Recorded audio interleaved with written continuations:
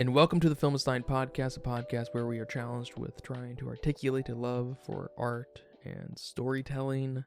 Today I am joined by my beloved Lucy. Hello, everyone.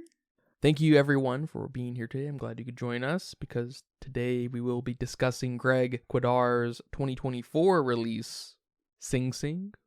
Thinking back to the early days of 2024, I believe this was one of my most anticipated, alongside Furiosa. We have finally seen it, and it did not disappoint. The major thing I walk away with in this film is how little time is wasted. Every scene seems to add to the greater picture, to these characters. We have these really great bookendy moments with relationships and characters. It's predictable in a really funny way because it's still kind of a nice punch to the gut. It's very clear from the very beginning that Divine I is in some way going to displace Divine G. I even thought it was going to go as far as he becomes the director, because I thought Coleman Domingo's character was an actor and director. Didn't go that way. Divine I's character is rough and tough, and he's a gangster, and he doesn't know any other life because that's what he's told he is. And Divine G and the rest of the troupe kind of show Divine I otherwise, and the two divines in essence kind of displace each other because Coleman Domingo's character, Divine G, at some point becomes filled with rage and is then humbled, and one must trust the process to some degree. That's a funny theme that we can talk about. It's cinematically very neat, but it is an interesting message. And of course, Divine I is waiting for Divine G when Divine G gets out of prison. It writes itself. It's so predictable, but man, is it a gut punch. It's so good. It's very tight. It's like 90 minutes long, no wasted space. And what can you ask for than underserved people rediscovering their humanity? But I know you're becoming a big fan of Coleman Domingo. He is an excellent actor. What did you think of Sing Sing? I enjoyed the premise of the film quite a bit. The power of art in unexpected, but expected places. This movie is very tender. Yes, it's about rehabilitation through the arts, but it's a film about humanity. And you said it very well, underserved people discovering their humanity. This film is also about friendship and community.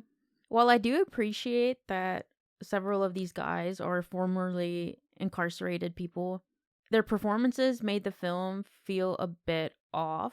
I'm not sure in what way, whether positive or negative, but maybe it felt a more rehearsed, maybe a bit more scripted. It definitely didn't feel inexperienced or like they were amateurs, but maybe it was a bit too authentic that it didn't quite sit with me. I also think this is one of those rare movies that you can't separate the intent of the film with the film. The film is about using the arts to better people's lives, and the literal making of this film uses the medium to better people's lives. There's something pretty awesome there, something pretty powerful there that adds value to this film, because normally I would separate the two. I would definitely separate the intent of the film to what was actually delivered. But like I said, I think this is one of those rare instances where I just can't. Sure, it's completely self-fulfilling in that way. The meta-narrative is the same as the narrative. Right. And this isn't a very dramatic movie, is it? With the subject of prison and rehab, it almost begs to be something very dramatic, something to manipulate you into feeling, into that gut punch. Sure, a matter of life and death. Right. Scary things happen in prison, I'm sure. And I think Divine I's comment that he makes about wanting to switch the plays around because all the plays they were referencing to were so serious, and how they have trauma and drama in their everyday lives, that a comedy would be refreshing. This almost seems to be reflected in the film. Not that this is a comedy, but just the lack of seriousness, as in a lack of drama in this film, is refreshing to us, the audience, because it really was calm and tender And we had some pretty disturbing things happen, like Mike's death, that it almost makes you think about what is going on in the movie and learning to process it in your head than to just feel what the movie is making you feel. And everything from the subject matter to the score to the lighting, the editing, nothing is harsh. And I really like that. This could almost be a documentary, and some of the shots felt very documental, like the audition scenes. I also love that Shakespeare was written all over this, with nods to King Lear and A Midsummer's Night Dream.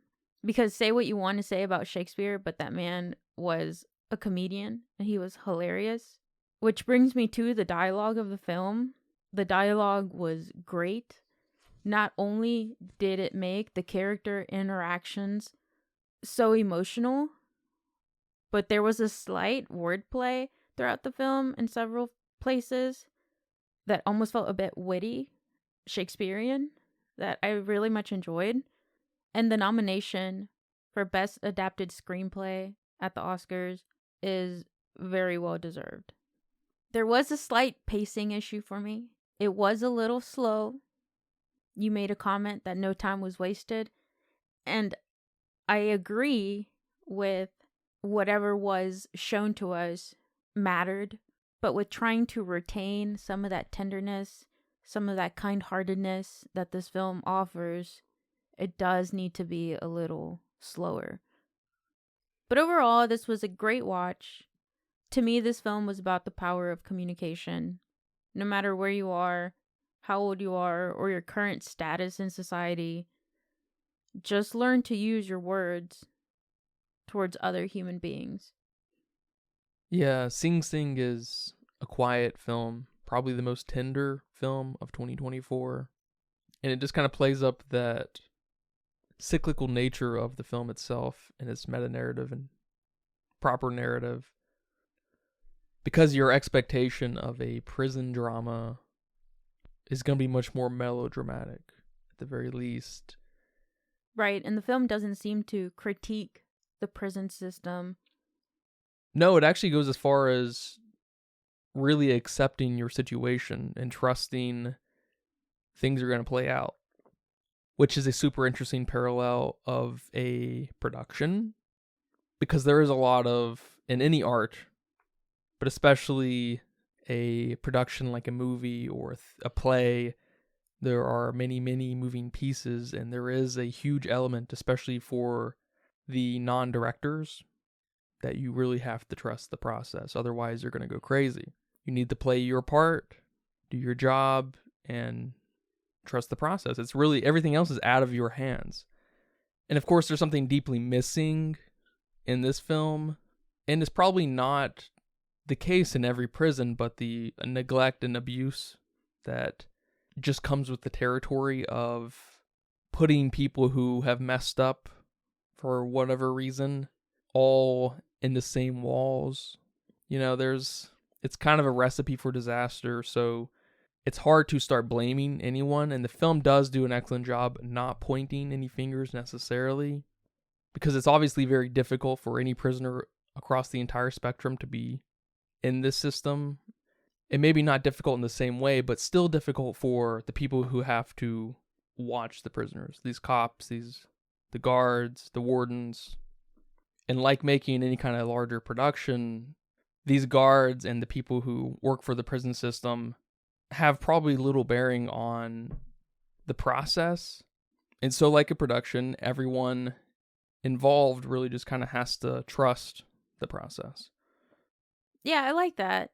Because Divine G here is a character who's been falsely accused of his crime. But that doesn't matter.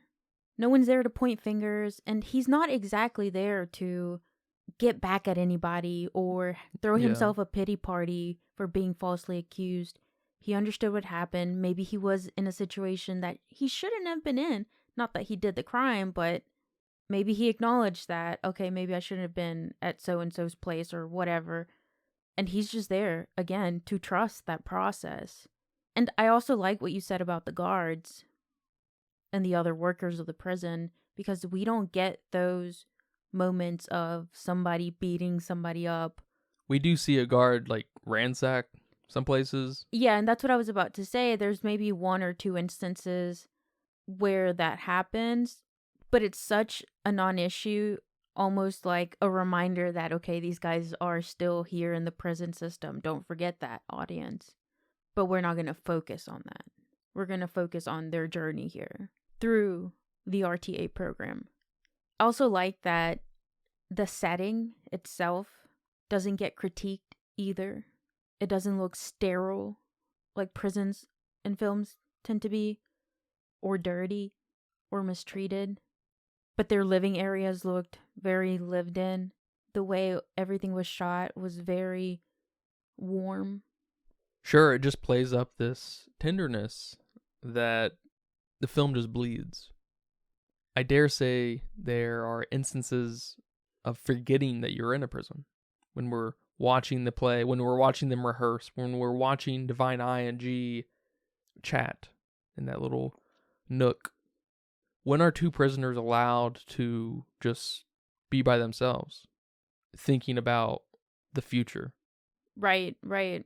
If there is ever a two-character interaction that's going to be on an emotional level, you just get the camera zoom in on them, but you still see other people in the background, or you see guards in the background. You see someone else in the background to let you know that they cannot be alone. But here they are, and it's kind of weird to watch, actually. And then we also have these really simple tactics used by the film when Divine G tells Divine I about appealing their situations, and you know you've succeeded when you get a small envelope. And kind of like what you were saying about the performances and some of the writing, and it's kind of over the top. It's very explicit. It's very clear, set up to this is going to happen in probably 10 minutes kind of thing. But it also goes to show you that a committed idea, no matter how simple, as long as it's a commitment and has, someone like a Coleman Domingo involved, maybe. Yeah. It can be really powerful.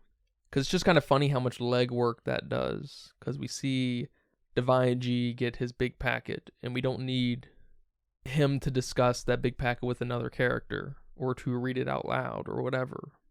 But then we see Divine G and Divine I in that nook later, and Divine I has that little envelope. And along that same line, that is also when we see Divine I and G kind of displace each other in their attitude, in their outlook on the world. I don't know if that's like a theater thing, but there's something so powerful in its simplicity and how much mileage they get out of it, because at the exact same time we're also seeing that same parallel play out in the program itself. They're displacing each other. Yes, and this is the interaction where Divine I tells Divine G, I wouldn't even be here without you, beloved. Thank you for everything. And like you said, that's such a simple sentence, but there's so much there. And then the use of the word beloved can represent so many things, but one of the nicest one it represents here is the acceptance and the belief that he had. And it's the exact same thing with that simple setup of when you get the bigger packet, when you get the smaller envelope, It's so in your face, so over the top, can't go unnoticed. Again, they are in that nook by themselves, prisoners in that nook without guards around, tender moment. I don't know if the film could be more committed to the help required to rediscovering one's humanity. One of my favorite moments was when Dino, I think that's his name, when he kind of grilled Divine I about being angry and hateful, and how Divine I is much more than that. We're all much more than that. And how Dino was just like him. I will say those are kind of moments where, man, I wish I got more out of Dino.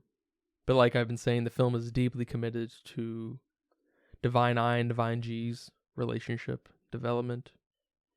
There's something really powerful in Dino saying that, because it almost makes me think Dino and crew are aware enough, or concerned really, that this attitude that Divine Eye is bringing with him is transmittable, maybe, but also kind of saying that Divine Eye is not very special and feeling that way. Like there's this humbling element to it.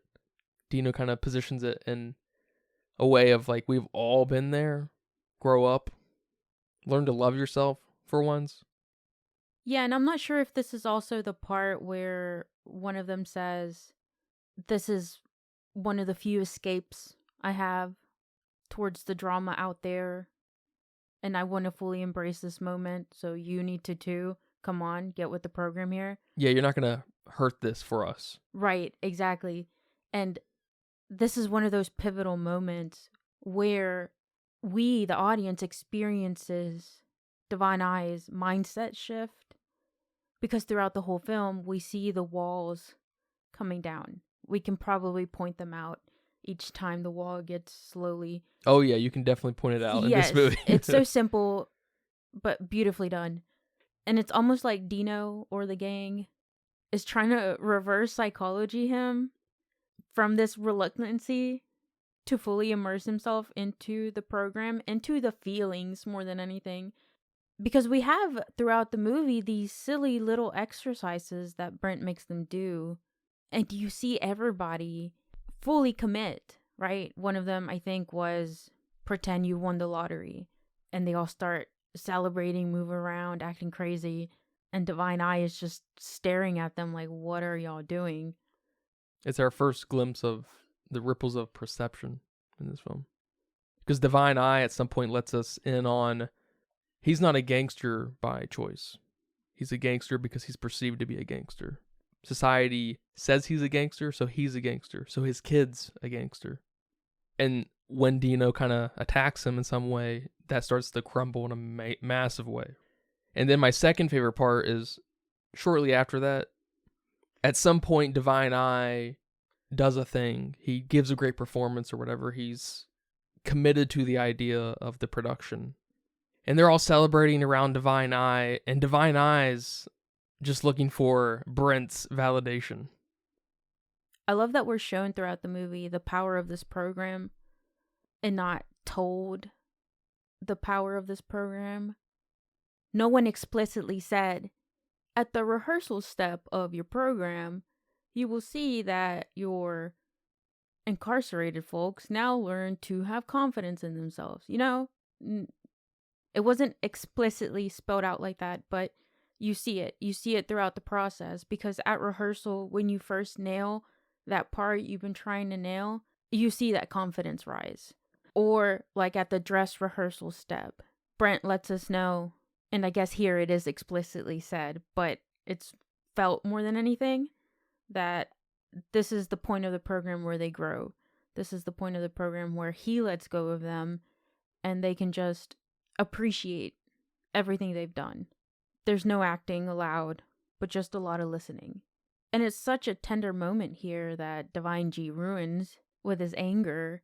And then this is one of the parts where I slightly broke down, because he had been the optimistic person throughout the whole entire program, right? He's the person who doesn't give up. He's the person that lifts everyone up.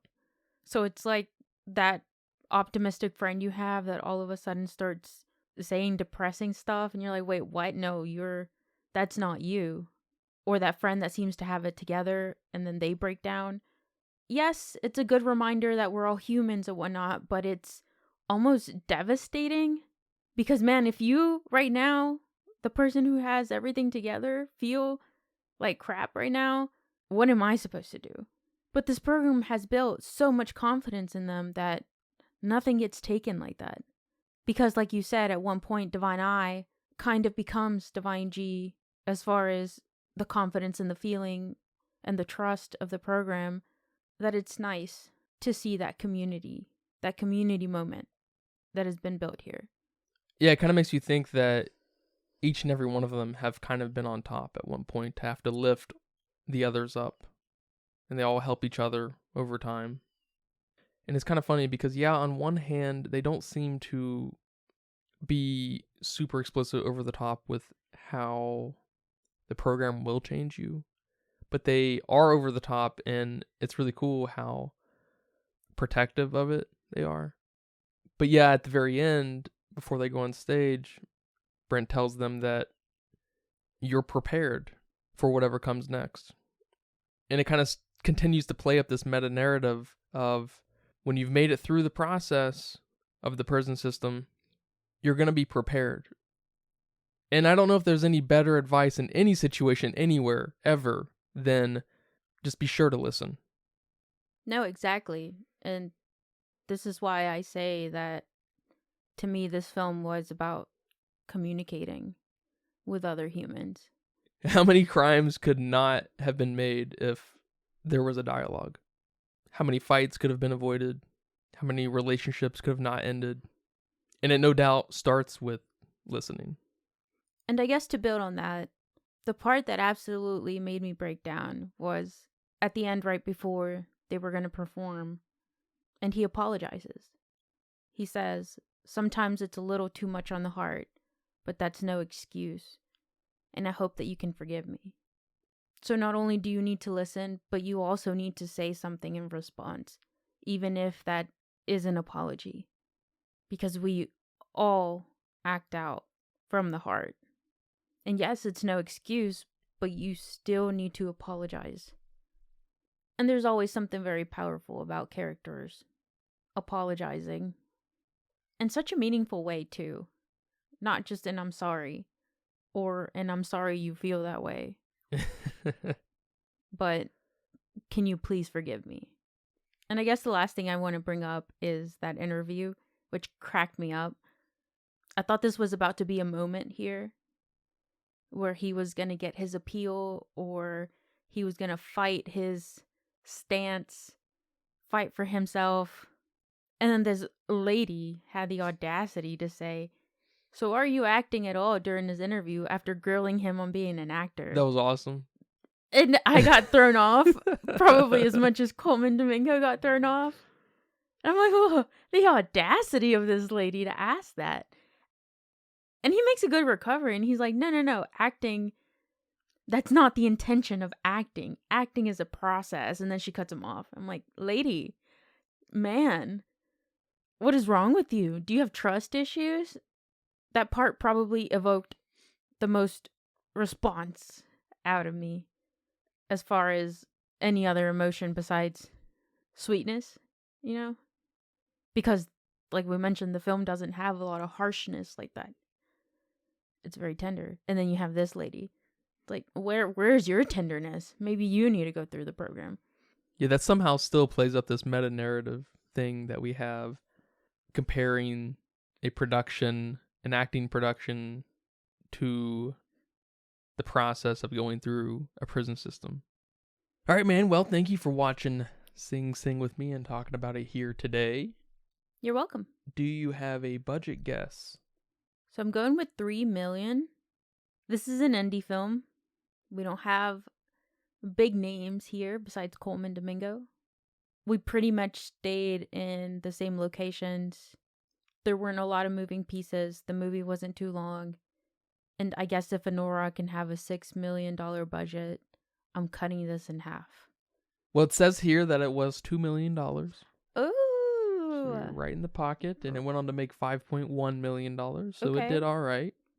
Yeah, I imagine this had a very limited release. And over on Letterboxd with 198,000 people, they weighed in at a 4.3. One of the highest rated films on Letterboxd, in fact. Wow. I'm definitely giving this movie a 3.5. There's a lot I loved here. This movie was way better than Anora. And of course, I'm only comparing the two because both were nominated for Best Picture. But this evoked a response out of me more than Anora did. This made me feel something. This movie actually stood for something. And it was a very pleasant watch. Yeah, I think Sing Sing's a solid 3.5 as well. It's so explicit. It knows exactly what it wants to say and how to say it. It doesn't leave a lot to chew on. And I wouldn't expect as much. It's a very excellent film. Good job, Greg. And thank you again for watching this movie with me and And thank you guys for listening to this episode of the Filmsteins. I hope you guys enjoyed that. Remember, we post every Wednesday and Friday on all of our free feeds like YouTube. Go subscribe to our YouTube. And every other podcast place, your favorite podcast place, and Patreon. Come subscribe. Our next episode on all of our free feeds will be on Greg's biopic, Dogman. Different Greg, I'm just messing. Very curious about Dogman. Oh, I'm very curious about Dogman. I'm low-key excited about Dogman. We saw the trailers in several movies we watched, actually, at the theaters. And I just kept thinking to myself, why does this kind of look good? So I'm excited. We'll see about that. I hope you guys look forward to that. Remember to leave nice comments, thoughts, and ideas on our Patreon as well. Come subscribe to everything. Again, tell your friends. We appreciate all the support. But until next time, take care. Bye-bye. Bye-bye. And that's a wrap for today's episode of The Filmsteins. Thanks for tuning in and joining us on our cinematic journey. We hope you enjoy the discussion and gain some new insights and perspectives on the world of movies. Don't forget to subscribe to our podcast on your favorite platform, especially Patreon at patreon.com/filmsteins, and follow us on social media for more film-related content. We love hearing from our listeners, so if you have any feedback, suggestions, movie recommendations, or book recommendations, please feel free to reach out to us. Until next time, keep watching and keep loving the magic of movies. This is the Filmsteins signing off.